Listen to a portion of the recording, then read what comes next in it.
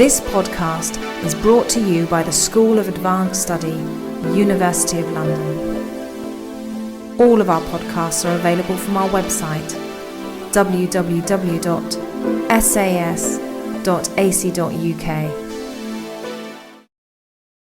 Thank you, Claudia and Peter, for first of all, putting together such a wonderful conference and for inviting me to it, which is nice. And thank you to all my kind of colleagues who've given such wonderful papers today. I've learned so much, and I hope to be able to reciprocate now in some small way. It's the confession of an incurable schizoid deposited in the archive of the doctors of the soul. I'd like to comment now on this sentence, Warburg's own commentary on his snake ritual lecture, recorded in a note of April 26, 1923, 5 days after the lecture.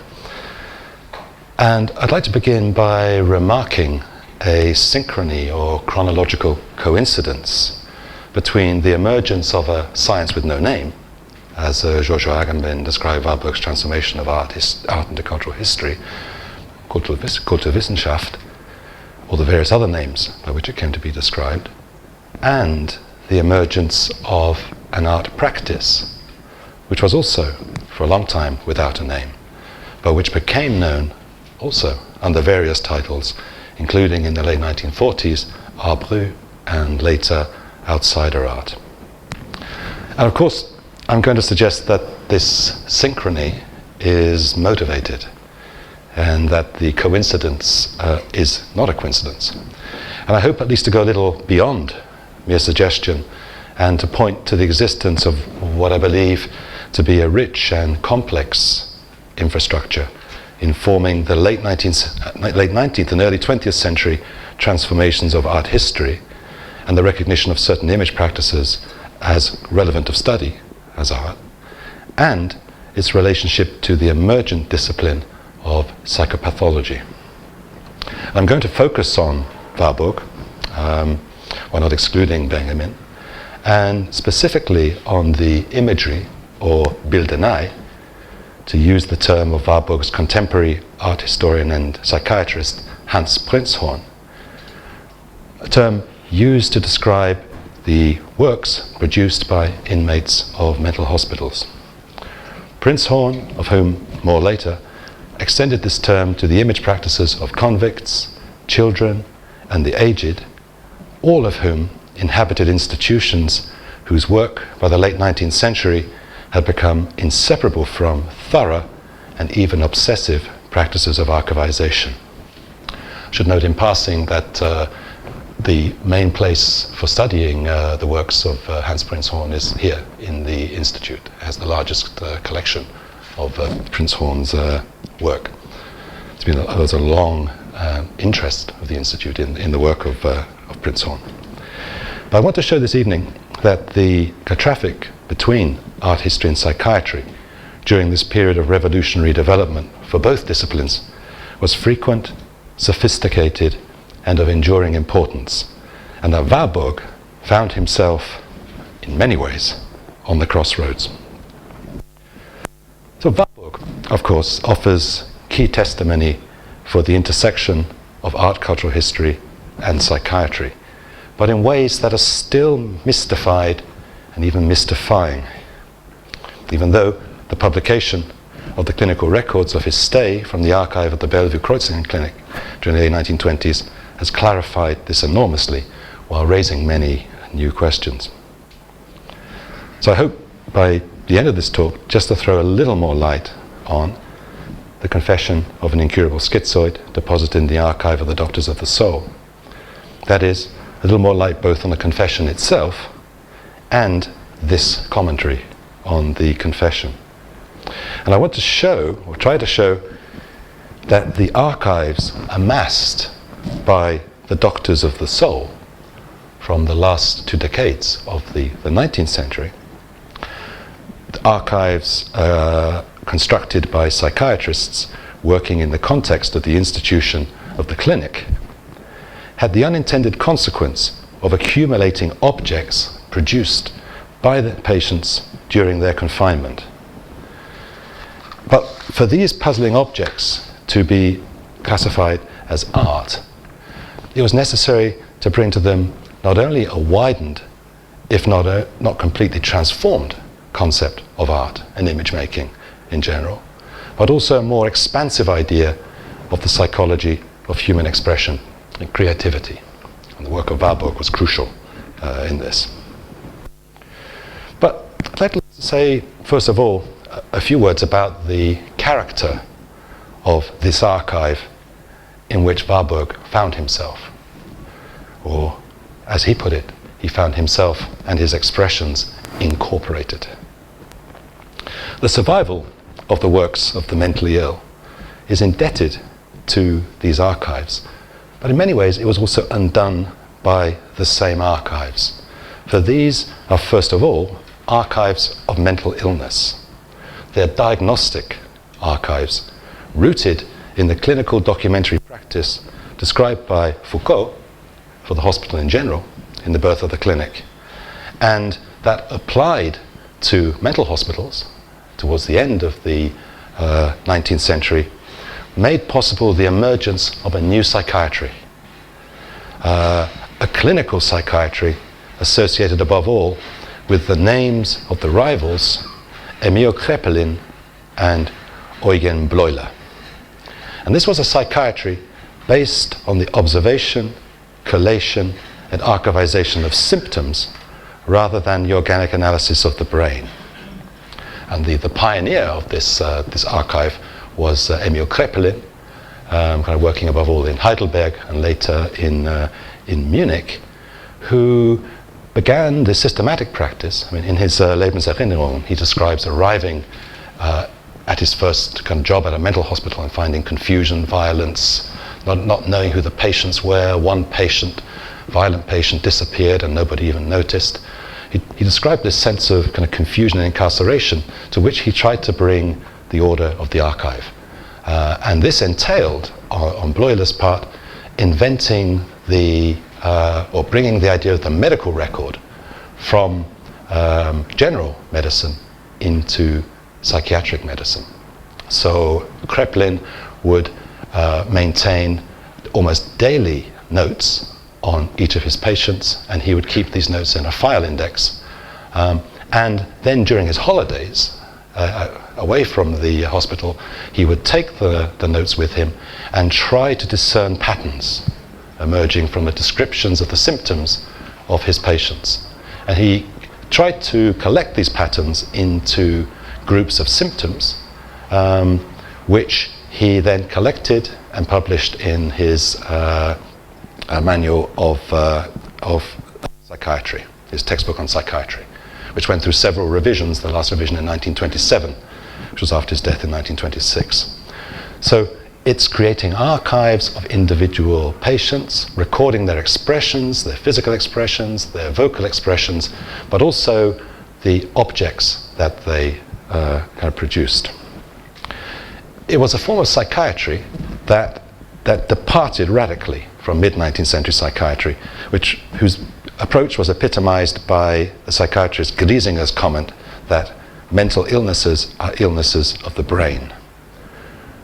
In his doctoral thesis, The Place of Psychiatry in Psychology of 1879, Kraepelin tried to put this in question, saying that it's impossible to make such claims before there has been a thorough observation and collection of the symptoms of mental illness.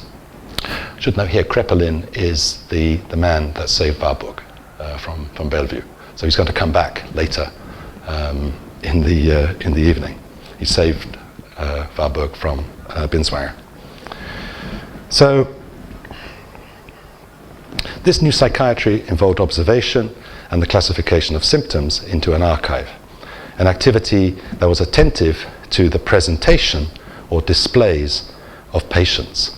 So it was already an aesthetic activity. It was looking at the displays of patients and trying to collect them, trying to find patterns.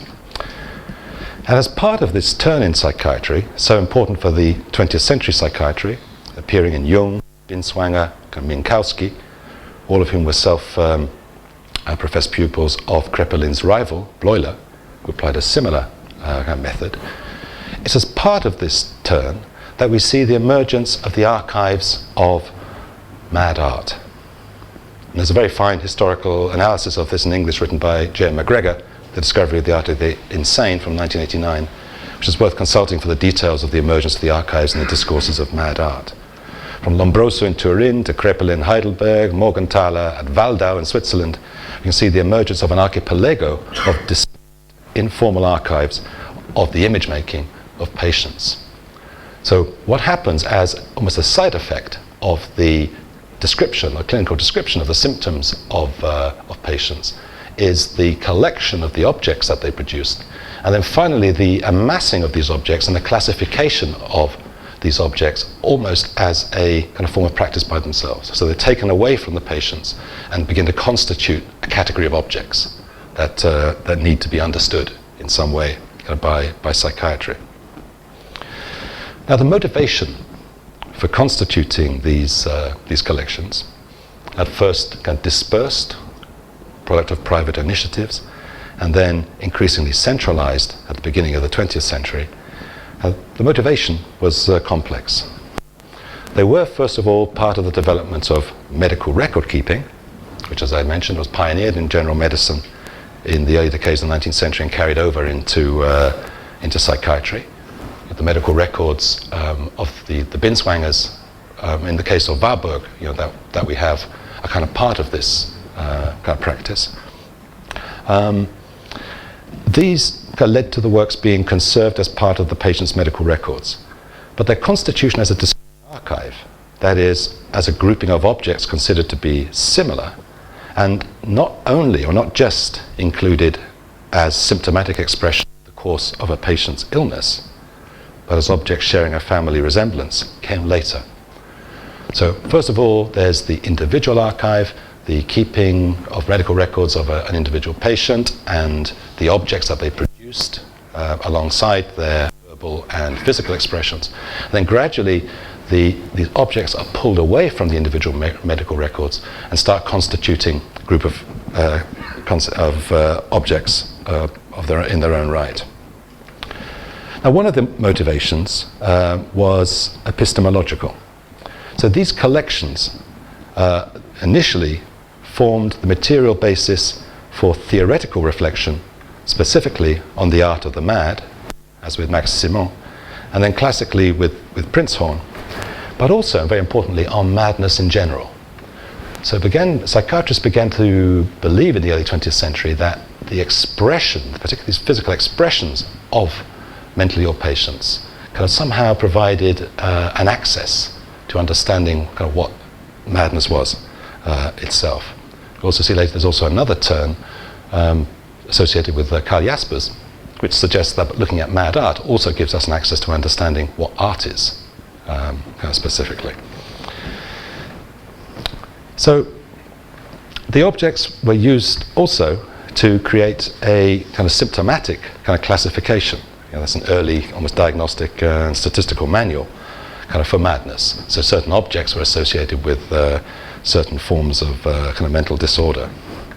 Another motive for constituting these archives, and this is an archive that's a collection of the expressions of the patients.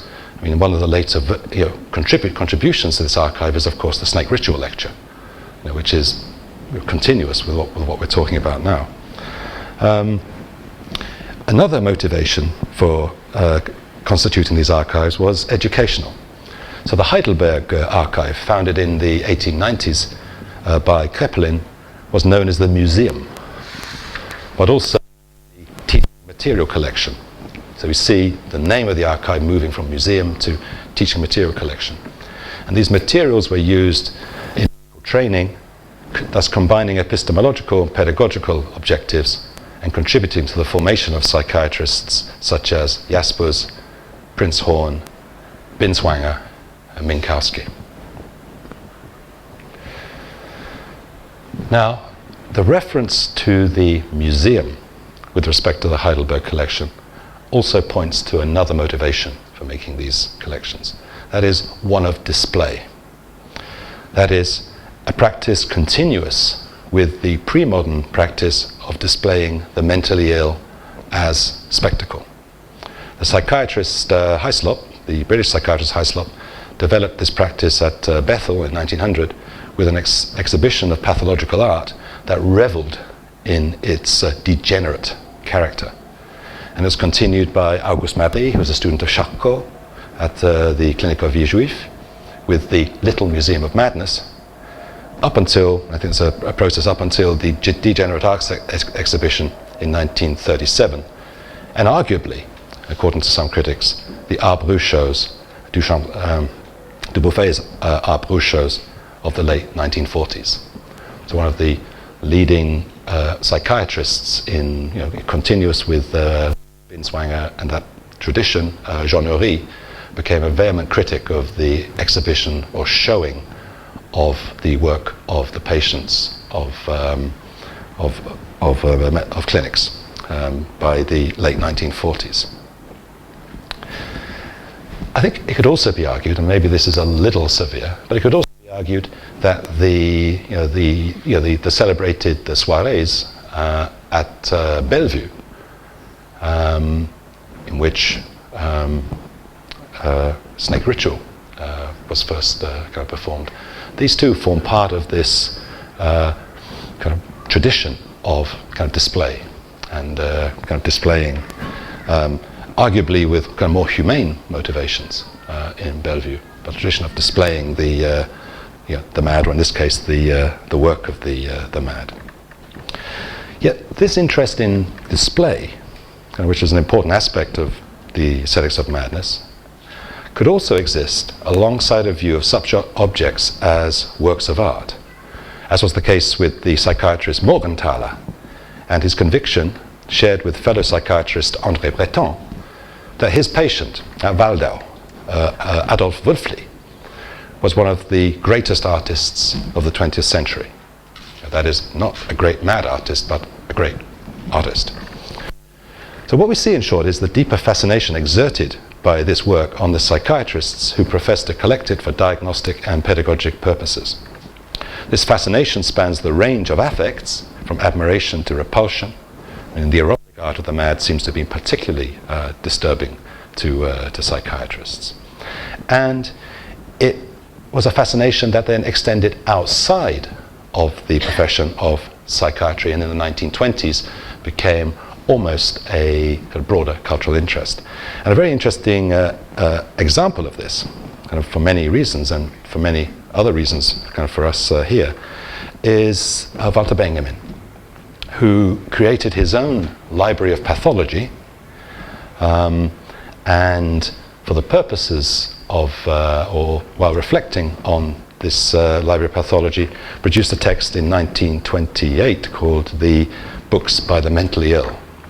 I'd just like to say a few words now about this text, but maybe before that, just suggest that the role of psychopathology in the work of Walter Benjamin has been very underestimated. I think one example, or a leading example, is the concept of aura. So the concept of aura is a psychiatric concept, a neuropsychiatric concept, describing the pathology, or it might be said the heightened experience, of epilepsy. Patients describe a sensation akin to a wind passing through the body from the feet upwards, affecting balance, changing proprioception, as well as the spatial and temporal relations to and between objects. This was a particular pathology that Benjamin found very fascinating. It's possible to trace his interest in this pathology from his 1916 essay, Dostoevsky's Idiot, a novel which features some of the most intense descriptions of aura as a symptom of epilepsy, through some of his neurological writings of the 1920s, up to its appearance, as I quote, the unique phenomenon of a distance, in the work of art essay. Indeed, it's not even too far-fetched to read the ninth thesis of the thesis on the philosophy of history as the description of an epileptic angel. His eyes are staring, his mouth is open, his wings are spread. And the storm from paradise, or aura, collapses space or time into a single catastrophe and propels him backwards. Now, these symptoms are very close to those described by Oswin Temkin in his wonderful history of epilepsy, the falling sickness. But another instance of the importance of the image of madness could also be the Trauspiel book, for many reasons we'll see. which is, after all, Benjamin's book on Hamlet, a character kind of described by Freud as the Mona Lisa of madness. There's a relationship through that book between madness and sovereignty. It's one of the kind of Schmittian kind of themes of the book, linking madness to questions of language and overnaming, which kind of originate in the 1916 Language as Such and Language of Mankind essay. But if we look at the books of the mentally ill, we can see that there's still a very even closer relationship to psychiatry and the theme of madness, and one in which Benjamin inserts his own Trauerspielbuch. It's a text that anticipates by 3 years the better known and related text Unpacking My Library, and it gives an extraordinary and subtle lesson in how to write madness.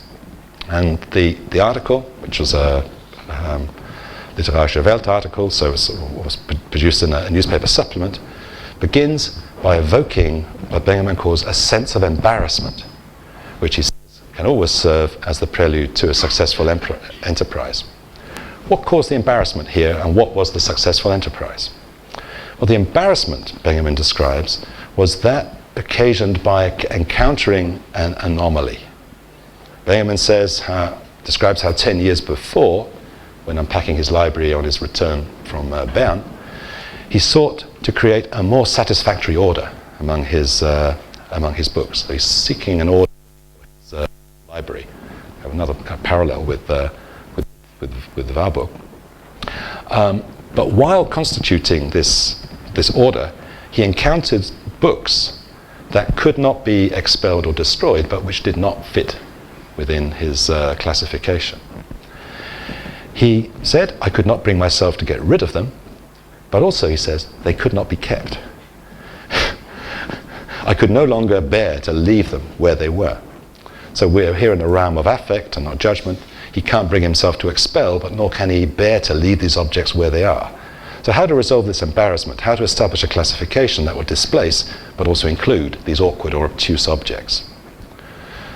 So far the problem is one of ordering the archive, of establishing a classification according to which objects may be distributed spatially. A problem experienced as embarrassment, or later, described more formally in Unpacking My Library as a dialectical tension between order and disorder.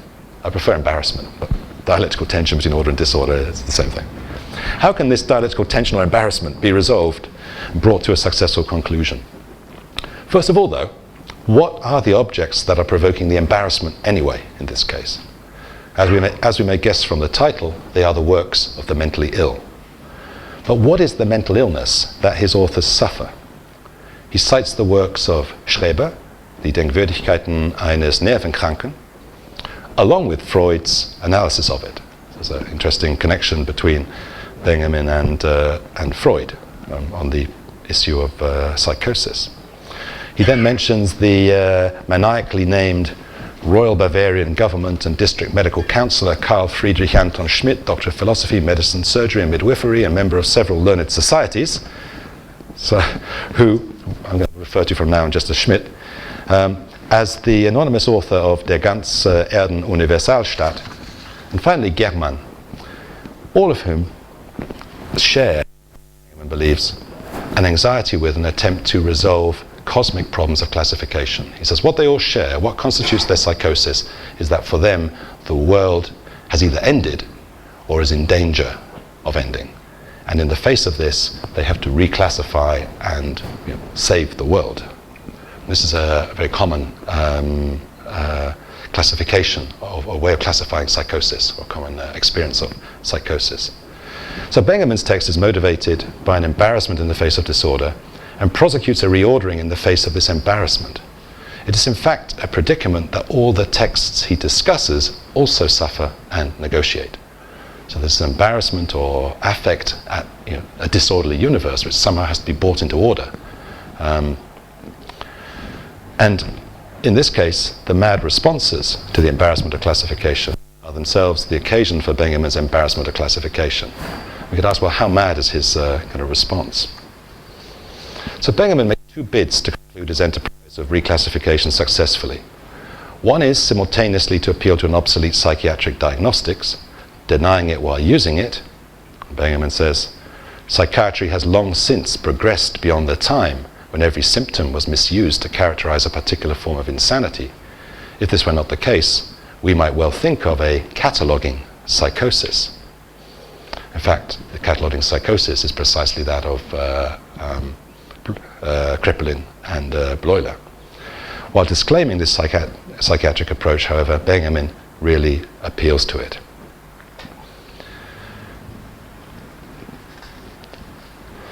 I won't go into too much more detail of the authors and their thoughts on Benjamin's thoughts on the author of the heroic ballad of Jesus of Nazareth. Only just want to show you that the problem of classification of mad art and of a library of pathology were very kind of important to Benjamin. And I want to kind of also just add that the end of this this essay raises the question of how it's possible for mad works of art or mad kind of works of literature to enter the city of books. How is it possible that these books arrived in his library? And how, what is the threat of the library of pathology spreading itself across the greater library? And he writes, so long as we habitually regard writing as, despite everything, part of a higher, safer realm, the appearance of insanity, especially when it enters less noisily than elsewhere, is all the more terrifying. How could this happen? How did it manage to slip past the passport control of the city of books, this Thebes with 100 doors? And what we're actually seeing being performed here by Benjamin is a very kind of witty commentary or reflection on his own Trauerspiel book. He's just performed this clandestine entry into the city of books with his own mad text on mad texts, and asking at the very end of the essay that the readers look out for another unnamed kind of mad manuscript which is about to enter the city of books, talking about the Trauerspiel book. And I think this is a dimension which I don't want to, I won't have time to go into kind of more systematically or fully. But I think it's interesting that to look at the Trauerspiel book in terms of the psychosis and in terms of the diagnosis of psychosis that Benjamin was very well aware of, and the way in which, although the Trauerspiel book seems to be engaged with a pre-psychiatric notion of mental illness, melancholia, a kind of form of psychiatric classification, a form of classification of mental illness prior to late 19th century psychiatry. The understanding of psychosis that Benjamin shows in this little essay, Books on the Mentally Ill, is actually running through the Trauerspiel book as well. And it's very, very kind of important to the Trauerspiel book. But I'd like to kind of get back to a bit to the situation kind of with this kind of, or the perplexity provoked by the image making of the mad. These objects were not viewed simply as symptomatic expressions, as works of the anonymous mad, were often used as for the background for broader speculations on the work of named mad artists. Karl Jasper's work on Van Gogh and later Foucault's work on Nerval, Roussel and Artaud are examples of this. But one novel and extraordinary approach, still an extraordinary approach, and we're talking about a book which, apart from the Nazi interlude, it will have been in print continuously since its first publication. An extraordinary approach was taken by Hans Prinzhorn in his Bilderei der Geisteskranken in 1922, which is a study of the art of the mad, which contributes to psychiatry, art history, and philosophy. Prinzhorn indeed first studied philosophy and art history at Tübingen, Leipzig, and Munich, completing his thesis in 1909 on Semper, and then, after the experience of the mental illness of his wife, began to study medicine in 1913 at Freiburg and Strasbourg, qualifying as a psychiatrist in 1919 with a thesis, Das Bilder nicht erschaffen der Geisteskranken. This became the basis for an exhibition of the work of Geisteskranken, which the Institute possesses the catalogue. The latter qualified Prinzhorn to work on the materials or teaching archive in the Heidelberg Mental Hospital, an archive which he extended and catalogued. The clinical thesis and the work in the archive provided the theoretical and material basis of Bildernei der Geisteskranken. And this was a text published according to, quite extraordinarily, according to the conventions of the German art historical monograph, which combined rich illustrations, many in color, with close formal analysis of the images. Although published with Springer Verlag, it's still published with Springer Verlag, but it was then a medical publisher, it was not produced according to the conventions of the clinical monograph, which were observed, for example, by Jaspers in his slightly earlier Strindberg and Van Gogh monograph. Prinzhorn brought the objects assembled an extended understanding of art as image making, classifying rudimentary marks, inscriptions, all the way to sophisticated images, and at all times according to an expanded notion of art as image making rooted in a very specific psychology of expression. That is, treading paths already opened by Warburg. It's divided into three parts corresponding to a proposed metaphysical and epistemological structure that will inform the inquiry, the analysis of the objects themselves, the second part, in the light of the rules discovered in the first part, and finally a revision of those rules according to the experience of the works of art. And the basic concept informing this is the concept of Gestaltung, or mark making.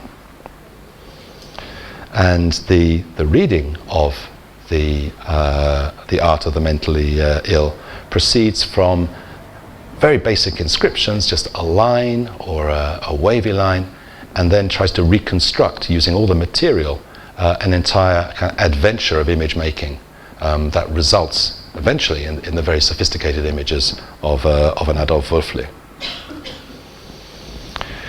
So at this point, you may wonder why I'm telling all this, but at this point I have to very seriously to kind of compress this analysis in order to try and get back to Warburg in 1923. I can only mention now the friendship between Prinzhorn, very close friendship between Prinzhorn and Warburg's psychiatrist Ludwig Binswanger, their shared time at Heidelberg, Binswanger's fascinating descriptions of him in his correspondence with Freud, Prinzhorn's regular visits to the Bellevue Clinic during Warburg's stay, Binswanger's interest in extending the archive of the expression of the mentally ill in the practices of his clinic, to which we owe the snake ritual. But I'd like to make some general points. The first is that Prinzhorn's extraordinary feat can be viewed in many respects as an extension of Warburg's method, extending the compass of art to include image making even in the most reduced circumstances. So he went further than Warburg in a sense, in his understanding of what an image could be. Prinzhorn was both indebted to and extended then the expansion of the object of art history of which Warburg was the leading representative. Without that, he could have made no sense of the range of expression that he confronted in this archive. But it was also a development in another respect, in that Prinzhorn and other psychiatrists, notably Jaspers, Binswanger, and Eugen Minkowski, systematized the psychology underlying this expansion of the category of art into a new discipline that they called psychopathology. And this was in their hands not a clinical discipline, but an anthropology, a description of the various forms adopted by human expression. So with psychopathology, above all Minkowski's later version of this, we're describing what it means to be a human being. And for these writers, for these psychopathologists, we are all somewhere on a continuum, and there is no kind of normal point. There may be a point of higher frequency, but there's no value. There's no particular point which is to be valued as a norm. I'd like to kind of reflect a little on this, particularly with respect to kind of Warburg's psychology, which has always been kind of slightly puzzling, but I think should be viewed as a contribution to the emergence of this, at that point, science without a name, which became known as psychopathology with Jaspers, Binswanger, and Minkowski. Minkowski, the author of a massive traité de psychopathologie, kind of reflecting on this new discipline in 1952, insists on there being two senses to the term psychopathology. He says, one, quote Minkowski, one medical, usual, which leads easily to scientific research and conceptions, but which remains psychopathology, and is perhaps precisely this psycho, which is its true vocation, insofar as beyond the purely medical, it extends to all suffering humanity. Phenomenology has contributed greatly to valorize this non-medical aspect of psychopathology. In place of the sick being, without obviously wanting entirely to exclude it, psychopathology proposes being differently, and seeks in this way to approach psychopathological phenomena. I think Warburg's psychology, especially in the 1920s, should be situated within this emerging new discipline. A claim such as, all humanity is eternally and at all times schizophrenic, by Warburg, makes sense within this new discipline and its anthropological reflections on humanity as intrinsically and essentially psychopathological. Now, if I had time, I could also go into that a little more closely, saying that when Warburg uses that term schizophrenia, he's contributing to he's kind of paying homage to a particular understanding of psychiatry, that of Bleuler, followed by his psychiatrist Binswanger, and which he would have been better to have kept a distance, maybe. But it's interesting to see him using this term there. I think as time's kind of getting time's getting a little short, I'd like to, I had some discussions of Greifen and Begreifen and the notion of writing and distance, some of the themes that have already been kind of touched today. But I'd like to kind of move on just to look kind of quite externally at snake ritual. To consider it as a rather extraordinary document. That is a confession lodged in the archive of the doctors of the soul. The very archive that made it possible, the archive that I've been kind of talking about up to now. Warburg's work, the complexity I think here is quite extraordinary. It's Warburg's own work that made possible this constitution of the archive, exemplified by kind of Prinzhorn's work, and the practice of archivization within which he now was incorporated and permitted expression. And in exiting from that archive, or snake ritual's exit from that archive, carried with it many of those unclassifiable traits that were characteristic of that archive of mad art. It is in many respects, I think, a document of psychopathology. So it can be read as a unique contribution to the discipline of psychopathology. So it's a document of psychopathology in that way. The study of the diverse forms and levels assumed by human creative expression, but also one which shows the limits of that discipline. But it could also be, and I want to end by showing that it was understood as a document of psychopathology in a very different way. That snake ritual was considered as a contribution to the archive of kind of mad art that I've been describing up to now. That it was a diagnostic document, it was a document continuous with the display of madness that was constitutive of this archive.